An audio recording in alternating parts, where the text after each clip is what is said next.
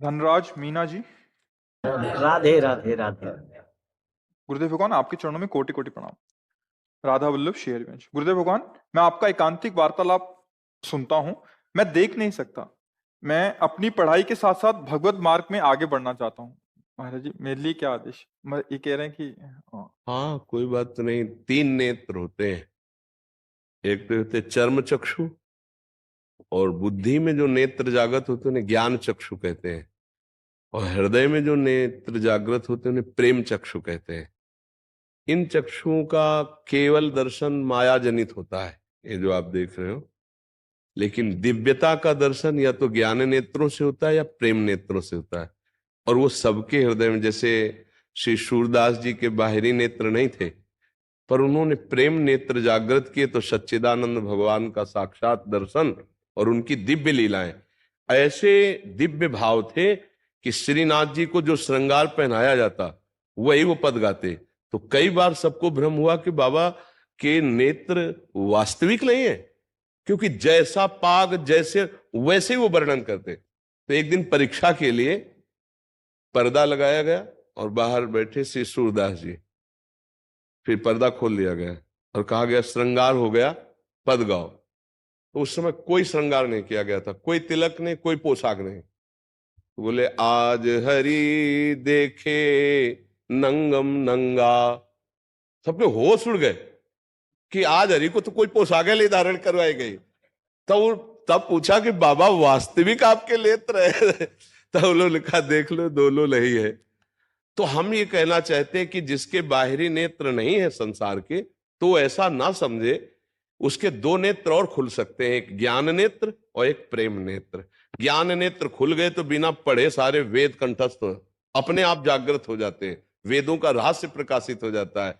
नाम जब से जो राम राम नहीं बोल पाते थे, उन्होंने बड़ी सुंदर ग्रंथ रचना कर दी, मरा मरा मरा मरा जबकि। अगर तुम नाम जप करो राधा राधा राधा, और कोई भी गंदी बात मन में चले उसको काटो भगवान के नाम से, फिर आप देखो आपके अंदर दिव्य ज्ञान का प्रकाश होने लगेगा, अध्यात्म शक्ति बढ़ने लगेगी। बिल्कुल निराश ना हो कि मेरे बाहरी नेत्र नहीं है तो मैं कुछ नहीं कर सकता, ऐसा नहीं है। 2 नेत्र और हैं जिनको आप जागृत करो। ये नेत्र तो बहुत स्त्री पुरुष जड़ चैतन्य बुरा भला यही देखते हैं, और क्या देखते हैं। अच्छा हुआ कि भगवान के मार्ग की तरफ आपका झुकाव हो गया, नहीं तो मन में रहता कि मेरा जीवन तो सबसे गिरा हुआ जीवन। नहीं, बिल्कुल नहीं है। आप नाम जप करके सबसे महान बन सकते हैं। कितने ऐसे, देखो बिल्व मंगल जी ने तो अपने नेत्रों को फोड़ ही दिया था, इसीलिए कि ये संसार देखते अब मैं कृष्ण को देखना चाहता हूं। तो आपके ऊपर कृपा है। आप कोई ऐसा न सोचे कि मेरा अभाग्य है कि मेरे बाहरी नेत्र नहीं है। तुम अंदर के नेत्रों को प्रकाशित करो, नाम जप करो और अच्छे भाव रखो। भाव से ही दिव्यता आती है। जैसे बाजार में भाव से ही सामान की महिमा है। जिसका जितना भाव चढ़ा होगा, बढ़ा होगा, उतने ही बढ़िया वो सामग्री मानी जाती। नहीं, हमारा हृदय भी अगर भाव में बढ़िया बढ़ जाए तो भगवान कहते हैं कि जहां भाव होते हैं वहीं मैं प्रकाशित होता हूं।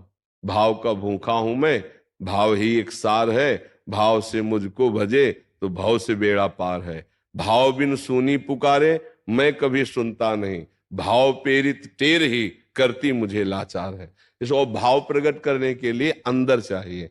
अंदर नाम जप करो, अच्छे भाव रखो, तो लौकिक और पारलौकिक दोनों उन्नति होती है। भगवान के नाम जप से इह परलोक सकल सुख पावत, मेरी सो भैया कृष्ण गुण संचु। इस लोक और परलोक में सब जगह सुख की प्राप्ति होती है। और आपने भले हमें देखा ना हो, लेकिन आपको हम देखा है। आप खड़े थे ना मार्ग में, हाँ। अगर भीड़ ना होती तो मैं आपके पास आके राधे राधे बोलता कि आप ये मत सोचना कि आपने देखा नहीं, हम आपको देखा और आपसे राधे राधे किया। आप खड़े थे, रमण रेती में खड़े थे। हम हर व्यक्ति को एक दृष्टि देते हैं कि तुम रात्रि में आके खड़े हुए हो। जब इनको देखा तो लगा इनको कैसे पता चले कि मैंने इनको देखा। तो भगवान की कृपा से आप एकांतिक में आ गए, तो हम आपको बताए हमने आपको देखा। आपने हमें देखा कि नहीं देखा? ओ, हमने आपको देखा तो बस आप समझ लो फिर देखा। अब तो आप अपने सौभाग्य को सराहिए। वृंदावन में आए, आप ऐसे भाव से आए।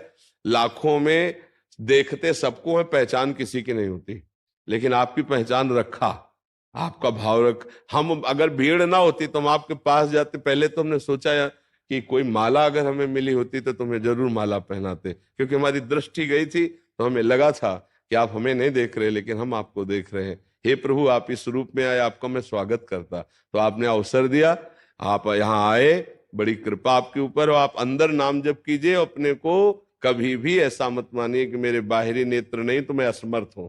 नहीं, जो सर्वलोक महेश्वर है वो नाम जापक के साथ रहता है। अगर हम नाम जप रहे हैं तो भगवान हमारे साथ है, हम अकेले नहीं हैं ना। देखो, कई लाख पदों के रचयिता हैं सूरदास जी, और एक भी अक्षर का कोई पढ़ाई लिखाई नहीं, कई लाख पद के रचयिता। ये है आध्यात्मिक नेत्र, आध्यात्मिक ज्ञान। कई लाख पद की रचना करने वाले महापुरुष। तो आप नाम जप कीजिएगा, ठीक है? सत्संग सुनिए और नाम जप कीजिए।